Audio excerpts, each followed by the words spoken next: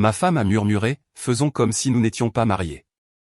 Une seconde plus tard, son patron l'a prise dans ses bras, et ça ne l'a pas dérangé. J'ai répondu, faire semblant? À partir de maintenant, c'est la réalité. Elle est rentrée tard et est passée devant moi comme si j'étais un porte-manteau. Pourquoi rentres-tu seulement maintenant? Ai-je demandé depuis l'embrasure de la porte de la cuisine. L'horloge au-dessus de la cuisinière indiquait 23h42. Dehors, notre rue était silencieuse. Le chien du voisin avait enfin arrêté d'aboyer. Le travail. Laura a jeté son sac sur une chaise et a enlevé ses talons. Ne commence pas, je ne commence pas. Je demande. Je suis fatigué, m'a-t-elle coupé, se dirigeant déjà vers le couloir. On peut éviter ça? Éviter quoi? De parler dans notre propre maison. Elle n'a pas répondu. Porte de la chambre. Clic, lumières éteintes. Je suis resté là 1 minute à regarder ses talons renversés sur le carrelage, comme des coquilles vides. Ce n'était pas l'heure. C'était le ton. Elle avait commencé dans la nouvelle agence de marketing 4 mois plus tôt. La première semaine, elle était rentrée excitée, de nouveaux comptes, un patron qui la comprenait, une équipe qui se donnait à fond. Dernièrement, cela s'était transformé en nuit tardive, en appels téléphoniques étouffés, en un rire que je ne reconnaissais pas à travers la porte de la salle de bain. Je me suis dit que c'était un sprint. Tout le monde sprinte à un nouveau travail. On accorde de la patience à la personne que l'on aime. Demain, tout redeviendrait normal. Cette nuit-là, j'ai dormi sur le canapé parce que je n'avais pas envie de traverser le couloir juste pour me faire dire de faire moins de bruit. Si j'avais su où tout cela menait, j'aurais commencé à faire mes valises cette nuit-là. Le lendemain matin, elle était devant la cafetière, les cheveux relevés, faisant défiler son téléphone. « Bonjour », ai-je dit en versant de l'eau dans la bouilloire pour mon porridge. J'avais une réunion de chantier tôt le matin. Elle n'a pas levé les yeux. « Bonjour. Hier soir, c'était un choix. J'ai dit que j'étais fatigué, Michel. J'ai attrapé un bol. La fatigue n'explique pas l'impolitesse. » Elle m'a gratifié d'un demi-sourire qui n'en était pas un. « D'accord, papa. Essaie encore. » J'ai une échéance importante, a-t-elle dit en tapotant l'écran comme s'il l'offensait. Nous faisons une proposition à une entreprise de télécommunications. Tout est en feu. Je comprends les échéances, ai-je dit. Ce que je ne comprends pas, c'est d'être ignoré dans ma propre cuisine. Alors ne pose pas de questions dont tu connais déjà les réponses. J'ai reposé le bol. On ne va pas faire ça. Faire quoi? La partie où tu m'attaques comme si j'étais le problème. J'ai posé une question normale. Elle a finalement levé les yeux, le visage impassible. Est-ce que je peux juste avoir une matinée tranquille? Tu peux en avoir une respectueuse. Elle a soufflé, a attrapé son sac. Je suis en retard. Laura s'est arrêtée à la porte. Je ne suis pas ton ennemi, ai-je dit. Je suis ton mari. Traite-moi comme tel, noté. La porte s'est refermée. La cuillère dans ma main semblait plus lourde qu'elle n'aurait dû. J'ai pris mon porridge à emporter et j'ai conduit jusqu'à ma réunion en silence, ressassant l'idée que nous avions tenu nos promesses à travers des épreuves bien pires que des emplois du temps chargés. C'était différent, et ça ne me plaisait pas. Je le sentais. À l'heure du déjeuner, j'avais pris une décision. Je n'allais pas lui courir après pour attirer son attention comme un type sur une application de rencontre. Elle voulait de l'espace. Elle l'aurait, mais clairement, nettement, avec des règles. Je lui ai envoyé un texto. J'ai écrit, je vais travailler plus tard cette semaine. Salle de sport après le travail, puis le projet dans le garage. Réchauffe ce que tu veux. On synchronise nos agendas dimanche. 2 minutes plus tard, d'accord. Pas d'émoji cœur. Pas de « merci ». D'accord. Très bien. Ensuite, j'ai commandé un jeu de contenant supplémentaire et j'y ai mis mes dîners. J'ai emmené mon ordinateur portable dans la chambre d'amis et j'y ai installé un petit bureau. Ce soir-là, quand elle est rentrée à 22h30, j'étais dans le garage en train de poncer une planche de chêne. Elle a ouvert la porte latérale, regardant à l'intérieur comme si j'étais un technicien. « Tu fabriques une table maintenant ?» a-t-elle demandé. « Un banc ?» ai-je répondu, sans lever les yeux. « Pour qui ? » « Pour moi. » Elle a hésité. « D'accord, sympa. Elle a refermé la porte. J'ai souri à la poussière de bois. Si tu ne veux pas être à la maison, j'apprendrai à aimer être ici sans toi. La semaine s'est déroulée ainsi. J'ai gardé mes routines, mais j'ai abandonné les anciennes qui supposaient qu'elles seraient là. Fini d'attendre avec le dîner. Fini de tourner en rond pour savoir quand elle serait libre. Dimanche matin, je me suis assis avec mon agenda ouvert sur la table de la salle à manger. Elle est arrivée avec une tasse. D'accord, ai-je dit en tapotant l'écran. J'ai bloqué le travail, la salle de sport, les soirées au garage. Mercredi est libre pour nous si tu le veux. Samedi matin, course et jardin. Si tu as des soirées tardives, note-les. Elle a cligné des yeux comme si la lumière avait changé. On se programme l'un l'autre maintenant? Oui. Ça s'appelle être des adultes. Elle a siroté son café. Je ne suis pas sûr pour mercredi. On pourrait avoir un dîner de travail avec un client. Alors bloque-le, et on fera ça vendredi. Elle a haussé les épaules. Je te tiendrai au courant.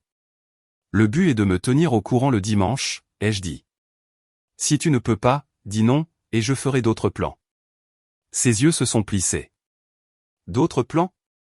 La salle de sport ou l'atelier de Tonio. Peu importe.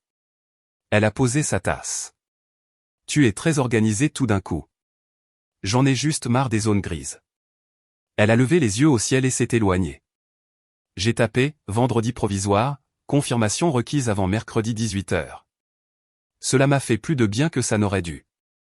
Mardi, elle est rentrée avant moi et a préparé 2 assiettes. Pâtes, pain à l'ail, salade, une bougie. Elle a baissé les lumières comme un machiniste.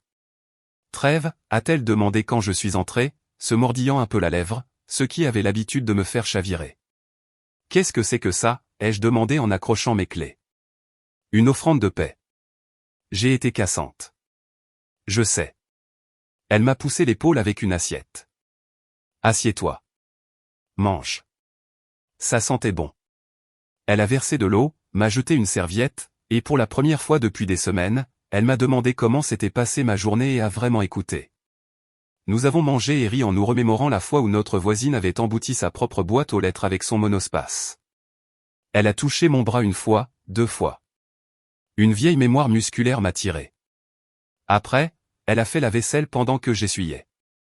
Mercredi, a-t-elle dit, les yeux fixés sur l'évier. Je peux pour mercredi. Peut-être des tacos? Ça marche.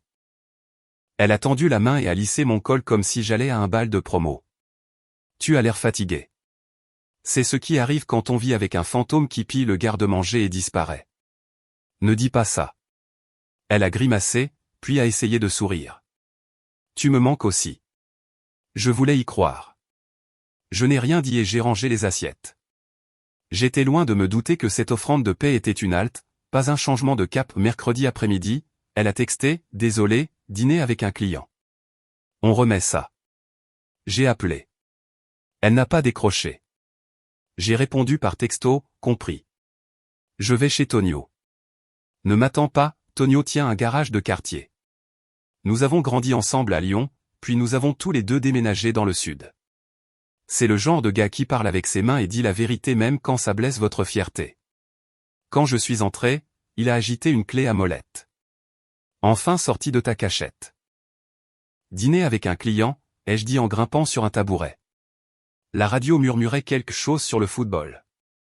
Je me fais discret. Tu te la joues trop bien, a-t-il demandé sans lever les yeux, ce qui est sa façon de vous regarder droit dans les yeux. Nous avons un emploi du temps, ai-je dit. Il a reniflé. Personne qui est amoureux n'a jamais dit, elle est en plein sprint au travail. Je comprends. Je n'essaie pas de l'enfermer. Pas de cage, a-t-il dit en serrant une courroie. Juste une limite. Tu en as déjà tracé une. Je commence au crayon. Utilise un stylo. Je suis resté jusqu'à 22h, réorganisant son bac de pièces pendant qu'il clôturait des factures. En rentrant, je suis passé devant un bar à vin qu'elle aime bien. À travers la fenêtre, j'ai vu une table de costumes élégants et de sourires encore plus acérés. Un homme se penchait trop près de l'oreille d'une femme. J'ai détourné le regard. Inutile. J'ai dormi dans la chambre d'amis et j'ai amélioré la literie le lendemain. Si nous sommes colocataires, autant que la chambre en vaille la peine. Les 2 semaines suivantes se sont transformées en routine. Elle rentrait tard en coup de vent, racontait une histoire rapide sur un client, une échéance ou une équipe, puis disparaissait dans une longue douche avec son téléphone qui sonnait sur le lavabo. Quand je demandais des éclaircissements, j'obtenais des blagues. Y a-t-il un but à tout ça, disait-elle. Oui. Que je sois dans la boucle. Elle riait. Tu adores les boucles. J'ai continué à poser des limites comme des ralentisseurs. Les dîners du vendredi nécessitaient une confirmation avant le mercredi. Le point sur l'agenda du dimanche, obligatoire. J'ai déplacé certains de nos paiements automatiques vers des comptes séparés et j'ai imprimé une simple répartition du budget pour les courses, les charges et l'hypothèque. Je l'ai laissé sur la table avec un stylo. Elle l'a regardé ce soir-là. Qu'est-ce que c'est que ça? De la clarté. Tu me factures maintenant? Nous sommes 2 adultes avec des emplois, ai-je dit. Ça garde les choses propres. Tellement romantique. Tellement respectueux. J'ai soutenu son regard. Si tu n'es pas là, c'est bien, mais je ne vais pas financer un mystère. Elle a levé les yeux au ciel et a signé. Heureuse? Pas particulièrement, mais oui. 2 jours plus tard, elle a texté à 17h30, semaine de folie. Faisons une soirée en amoureux vendredi prochain. C'est la fête d'entreprise de l'agence.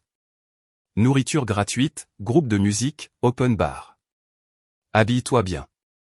J'ai fixé le message une seconde de plus que prévu. Moi à sa fête de travail après des mois de distance. C'était soit un drapeau blanc, soit un appât. J'ai appelé. Tu m'invites à ta fête d'entreprise, ai-je demandé. Elle avait l'air désinvolte. Oui. Viens rencontrer mon équipe. Ce sera amusant. Je pensais que tu étais occupé. Je le suis, a-t-elle dit. C'est pourquoi je veux que tu sois là. D'accord, ai-je dit. Vendredi, je serai ton accompagnateur. Une partie de moi s'est détendue. L'autre partie m'a dit de rester sur mes gardes. Cette semaine-là, elle était soudainement disponible. Lundi, elle a ramené des plats à emporter et m'a posé des questions sur la kinésithérapie de ma mère. Mardi, elle a texté en milieu d'après-midi, je pense à toi. Mercredi, elle est rentrée avant le coucher du soleil et m'a demandé de regarder un match ensemble. Elle a glissé ses pieds sous ma jambe sur le canapé comme au bon vieux temps. J'ai senti la chaleur et l'ai reconnue pour ce qu'elle était, non pas de l'amour, mais un levier d'influence. Pourtant, j'ai laissé le canapé être un canapé. J'ai répondu à ses questions. Je n'ai pas interrogé son emploi du temps. Je n'ai pas non plus oublié les règles. Jeudi soir, je lui ai dit que je serais chez Tonio tard. Elle m'a demandé si je pouvais annuler. J'ai dit, non. Pourquoi pas, a-t-elle demandé en me suivant jusqu'à la porte. Parce que mon temps m'appartient, ai-je dit en attrapant mes clés. Et je respecte mon agenda. Elle s'est appuyée contre le cadre de la porte. Tu es différent dernièrement. Je suis juste moi, avec des limites. Quelle chance j'ai, a-t-elle marmonné. La chance est relative, ai-je dit et j'en suis resté là. Vendredi est arrivé. J'ai mis une veste de sport bleu marine, un jean foncé et des bottes qui me font mesurer un M83. Laura est sortie de la chambre dans une robe noire qui disait qu'elle savait exactement comment attirer l'attention d'une salle et qu'elle était tout à fait prête à en tirer profit. Elle sentait les agrumes et le lin froid. Tu es très belle, ai-je dit. Pas de blague, pas de clin d'œil. Un fait. Elle a souri comme si elle avait marqué un point. Toi aussi. Nous avons conduit jusqu'à un hôtel du centre-ville de Nice où l'agence avait réservé une salle de bal. En chemin, elle a énuméré des noms. Ça, c'est Alice de l'achat média, un amour. Thomas de la création, il est inoffensif, il parle juste trop. Et Marc, c'est notre vice-président. Celui dont je t'ai parlé, le bâtisseur. Il est génial. Tu ne m'as jamais dit son nom, ai-je dit. Eh bien, voilà. Marc Lambert. Sois gentil. Je suis gentil jusqu'à ce que je ne le sois plus. Elle a ri comme si j'avais fait une blague. Nous avons franchi des portes tournantes pour entrer dans un univers de bruit et de lumière. Un groupe jouait quelque chose qui ressemblait à du mouvement. Les gens se regroupaient près d'un bar et autour de tables hautes. Des rires de travail, une nuance plus aiguë que les vrais rires. Nous avons déposé nos manteaux et elle a glissé son bras dans le mien. D'accord, a-t-elle dit en se penchant. Ses cheveux ont effleuré ma joue. Juste un tout petit truc. Quel petit truc? J'ai gardé ma voix neutre. Elle souriait, mais ses yeux étaient calculateurs. J'ai oublié de te dire, personne au travail ne sait que je suis marié. Pardon? C'est juste plus simple, a-t-elle chuchoté rapidement, le souffle délibéré. Tu sais comment c'est dans le marketing. Culture jeune, longues heures. Je ne voulais pas avoir à gérer tous les ragots, les questions. Alors, ce soir, suis le mouvement. Tu es mon ami. S'il te plaît. Je l'ai regardé. Je pouvais entendre le groupe, les verres, quelqu'un qui riait trop fort de l'autre côté de la pièce. Du coin de l'œil, une porte s'est ouverte et un homme est sorti avec quelques associés, balayant la pièce du regard. Laura m'a embrassé sur la joue comme un signal de scène. Tu veux que je prétende ne pas être ton mari? J'ai dit que c'était temporaire, a-t-elle murmuré. Ne rends pas les choses bizarres. Trop tard. Avant que je puisse finir ma phrase, il s'est approché. Fin de la quarantaine, confiant, une montre chère qui n'était pas d'une marque que l'on prononce à voix haute. Il a passé un bras autour de Laura avec familiarité et a souri. Te voilà, a-t-il dit. Je te cherchais partout.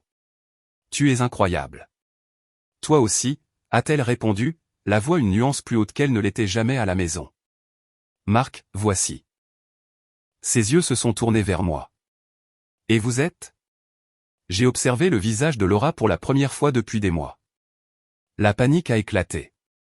Elle n'avait pas prévu que les deux mondes se heurtent si vite. Elle pensait pouvoir me manœuvrer dans la pièce comme un accessoire, puis me faire sortir, invisible. Au lieu de cela, son patron me demandait qui j'étais pendant que son bras reposait sur elle comme une revendication. Joue le jeu, a-t-elle sifflé entre ses dents. Pas un mot, mais une supplication. Contente-toi de jouer le jeu, j'ai dit à pleine voix, de sorte que la musique a dû faire de la place, ce ne sera pas nécessaire. Marc a cligné des yeux, sentant l'atmosphère. J'ai regardé Laura. À partir de cet instant, ai-je dit, d'une voix calme et claire, tu n'es plus marié. Sa bouche s'est ouverte. Aucun son. La main de Marc a glissé de son épaule comme si elle se souvenait qu'elle avait un poignet. Attendez, a-t-il dit à nous deux, la voix calme à la manière d'un homme qui a dû éteindre des incendies dans des salles de conférence. Que se passe-t-il? Je n'ai pas haussé le ton. J'ai juste déplacé mon poids et les regardé dans les yeux. Je suis son mari. Elle vient de me dire que personne ici ne le sait. Elle m'a demandé de prétendre être son ami. Je ne fais pas semblant. Marc a regardé de moi à elle, la compréhension ne le rattrapant pas autant qu'elle ne l'a frappé de plein fouet. Laura a tendu la main vers mon bras. Michel. J'ai reculé. Non. Un mot peut être un mur. Je me suis retourné et j'ai marché vers la sortie. Pas de drame. Pas de regard autour de moi pour chercher des réactions. Manteau. Porte. Trottoir. L'air de la nuit était plus pur que n'importe quel parfum. Monsieur. Et. Une voix a appelé derrière moi. J'ai continué à marcher. Des pas m'ont rattrapé. S'il vous plaît, attendez. Je me suis arrêté sous un lampadaire. Marc Lambert se tenait là, essoufflé non pas d'avoir couru, mais d'avoir réalisé que ce n'était pas un exercice. Il a levé les mains, vides. Je ne suis pas sûr de ce dans quoi je viens de tomber. Je pense que si, ai-je dit. Il a secoué la tête. Non, je ne savais pas quel était. Vous avez dit que vous êtes son mari? Le mot est sorti comme s'il était surpris de s'entendre le dire. 3 ans, ai-je dit. Je viens d'apprendre qu'elle s'est installée un masque au travail. Il a expiré. Je ne savais pas, il a dégluti comme si ça avait mauvais goût. Je pensais. Elle m'avait dit qu'elle était célibataire. Ce n'est pas mon problème, ai-je dit. Mais maintenant, c'est le vôtre. Elle.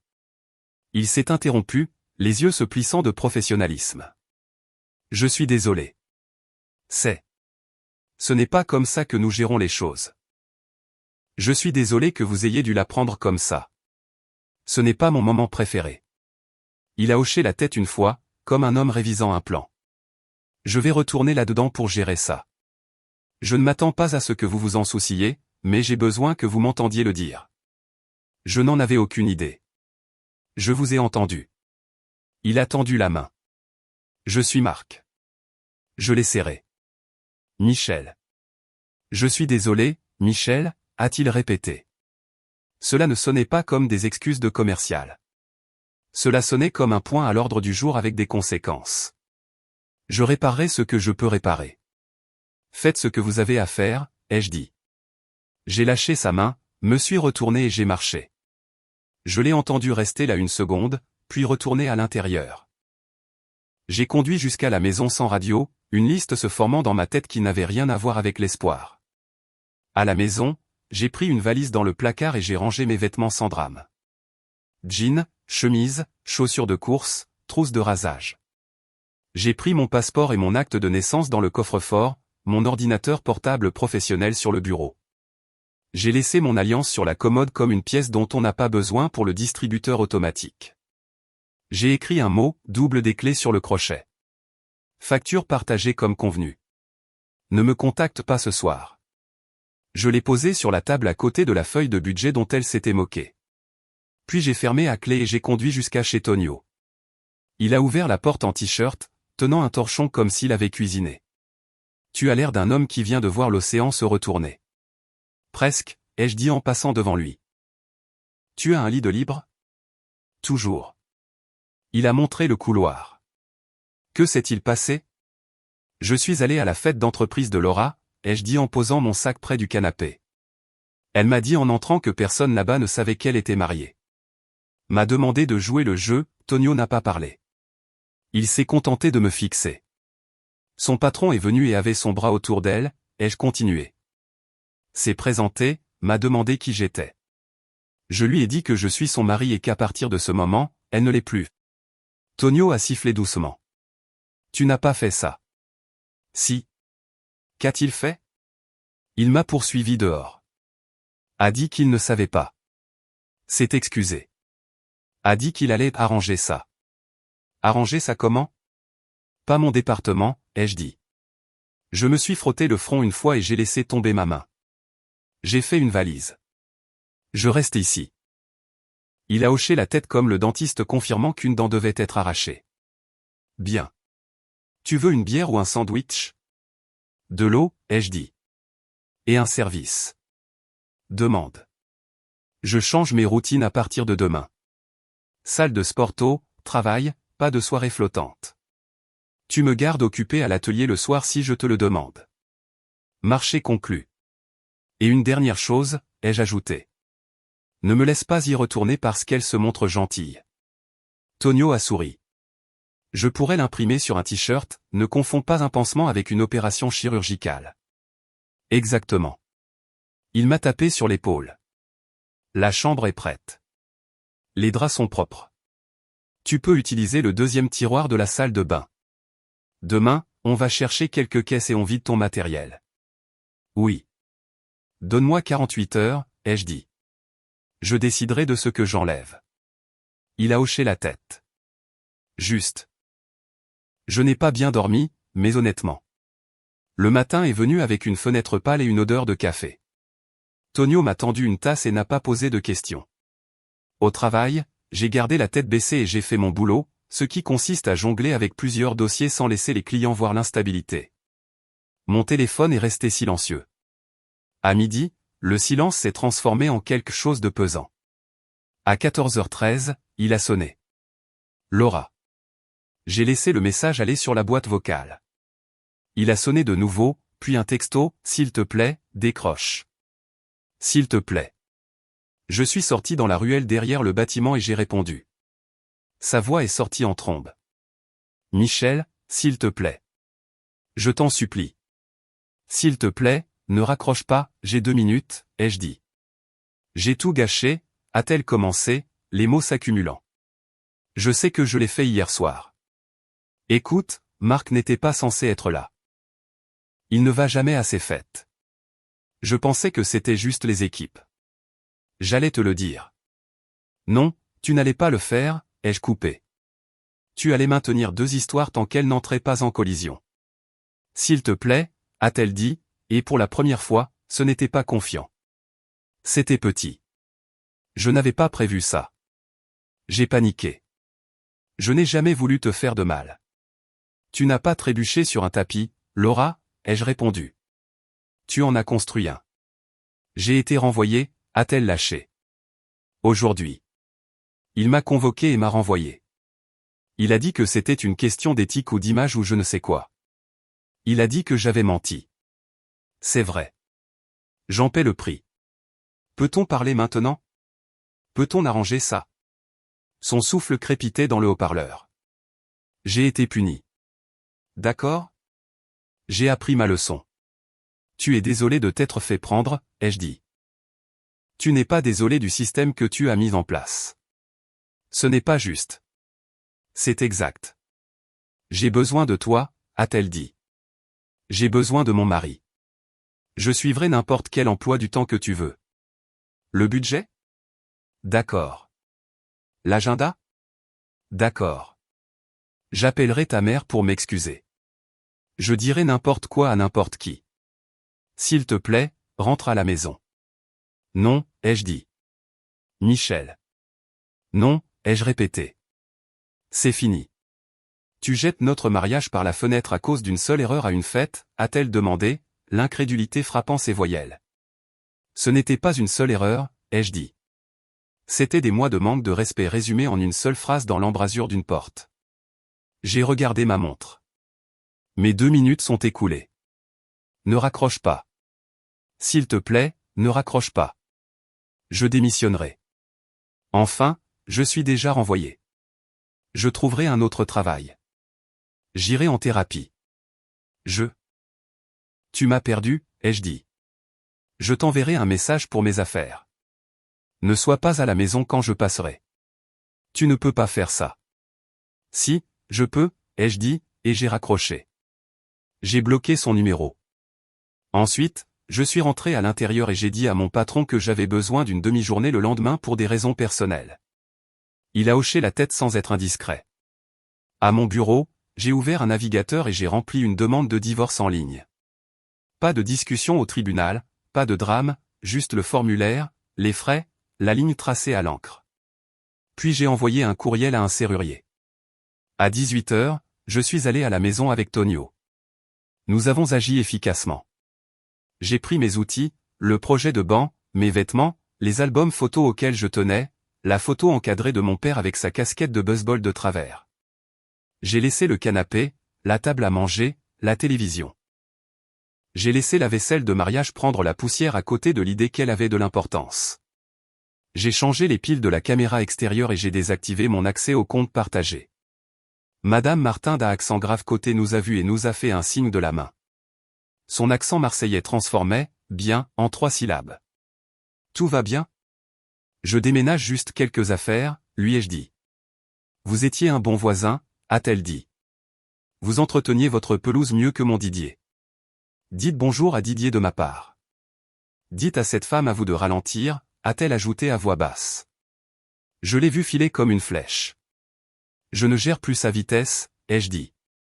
Tonio a chargé la dernière caisse. Tu veux laisser un mot? Non, ai-je dit. Elle a déjà reçu le mémo. De retour chez Tonio, j'ai réservé un appartement meublé au mois dans une résidence de service à 3 km du travail.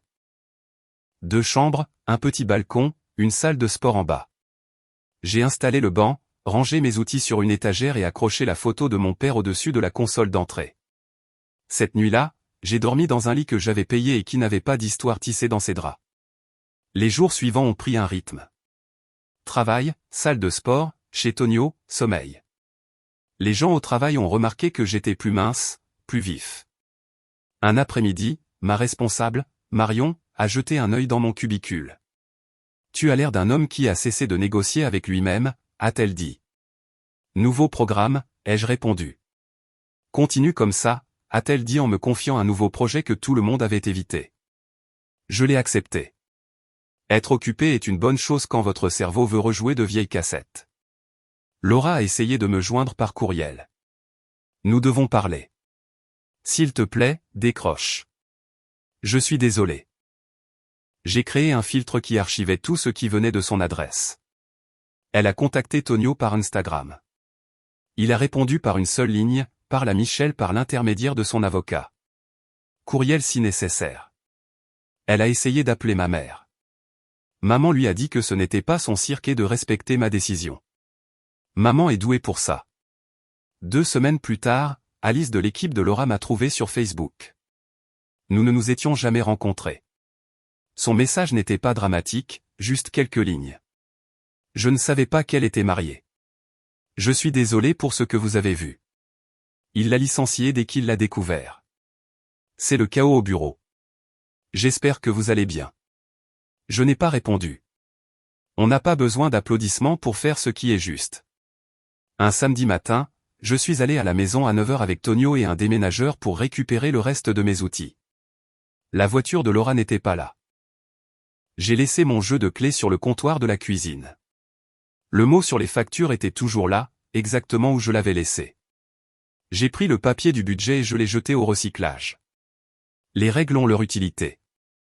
Il y a une partie de l'histoire où certains types organiseraient un coup monté, paraderaient avec un nouveau rendez-vous devant le restaurant préféré de leur ex, ou publieraient quelque chose de dramatique en ligne. Ce n'est pas mon genre.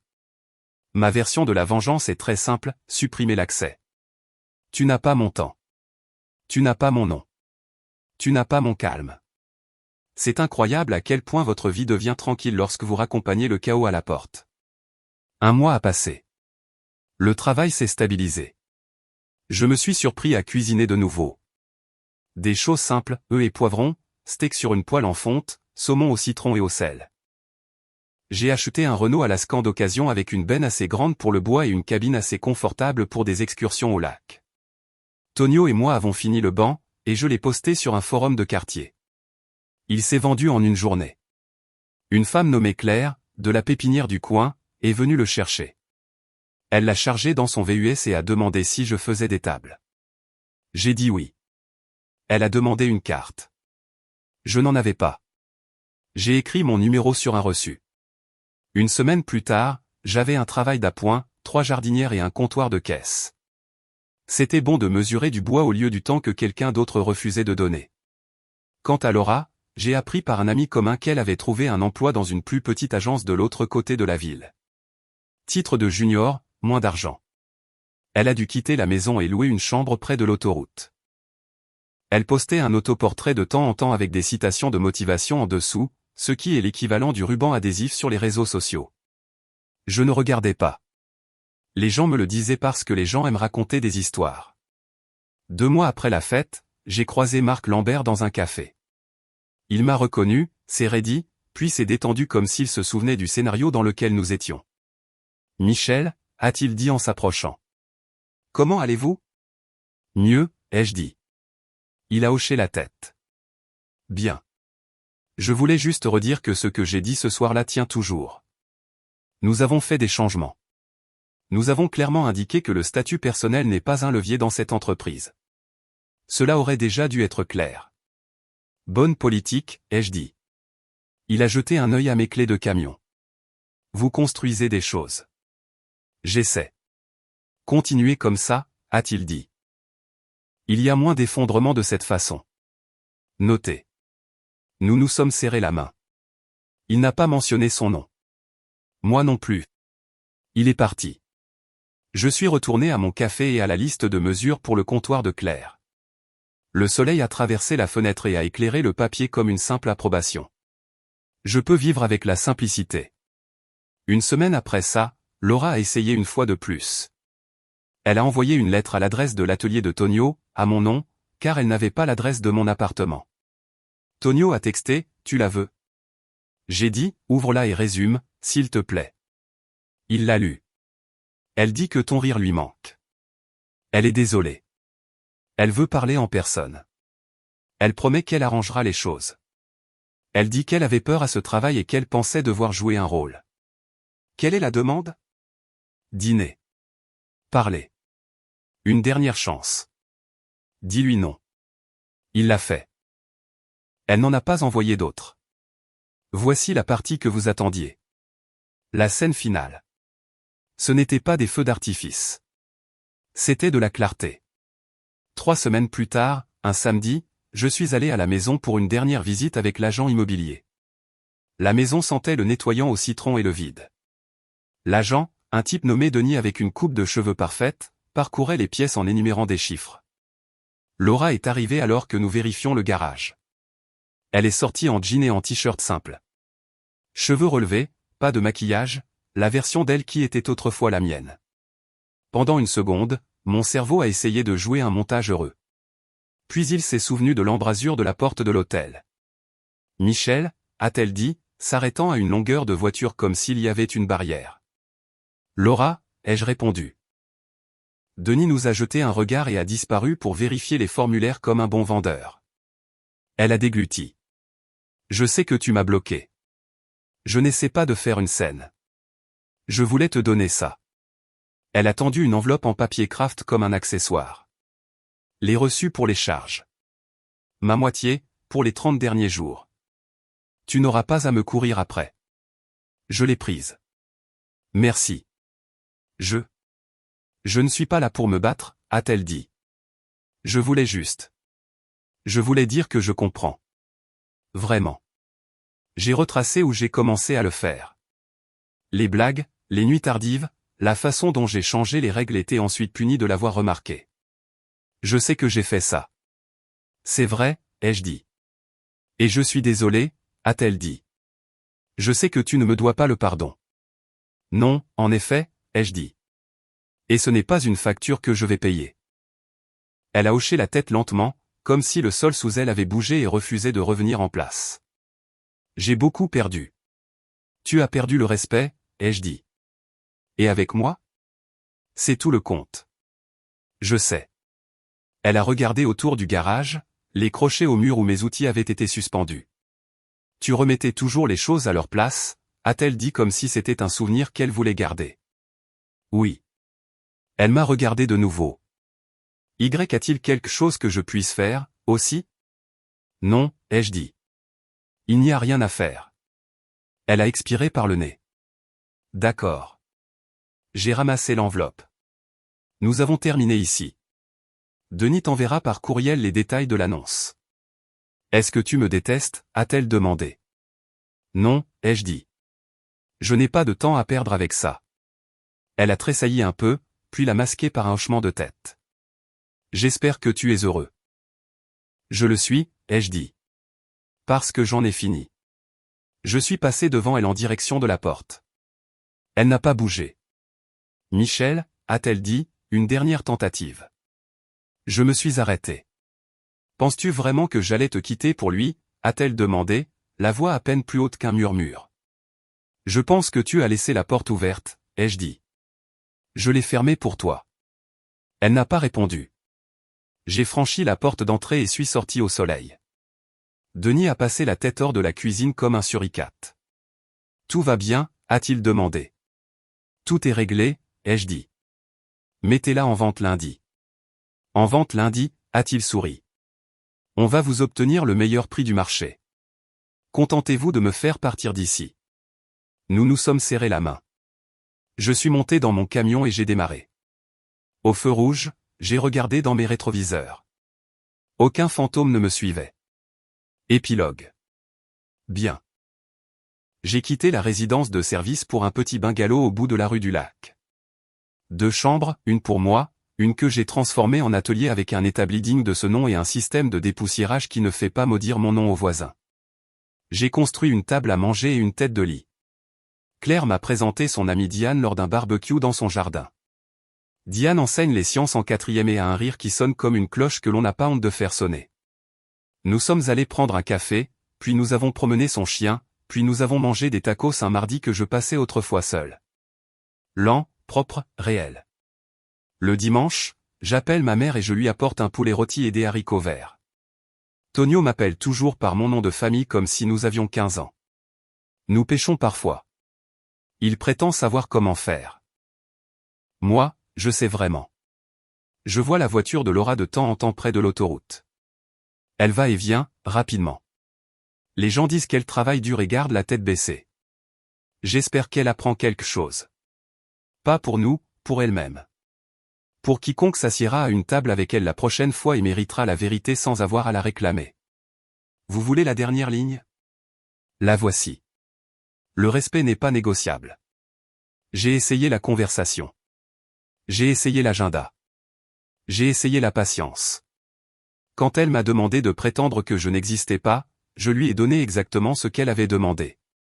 Et quand elle a réalisé ce que cela signifiait vraiment, j'étais déjà parti.